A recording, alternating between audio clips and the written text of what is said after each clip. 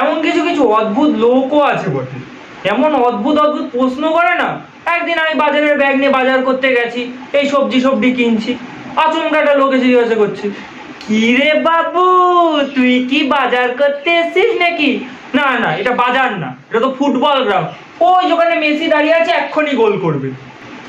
একদিন আমি চুল কাটতে সেলুনে গেছি, তখন সেলুনের লোকটা বলে কি, চুলটাকে আমি ছোট করে দেবো?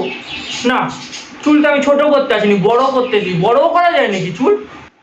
একদিন আমার একটা বন্ধু ফোন করে বলছে, হ্যালো ঋষিরাজ বলছিস? না, ফোনে আমি থাকবো না, ঋষিরাজ থাকবে না, অন্য কেউ থাকবে। না না, আমি তো হ্যালো, আমি সালমান খান বলছি। 25-30 বছর বাদে একদিন কি আমাদের বাড়ির একজন আত্মীয় এসছে, এসে বলে কি আমাকে দেখে, বাবুরে কত বড় হয়ে গেছিস রে। না, মানুষ বড় হয়ে যাবে না 25-30 বছরে, ছোট হয়ে যাবে আরো।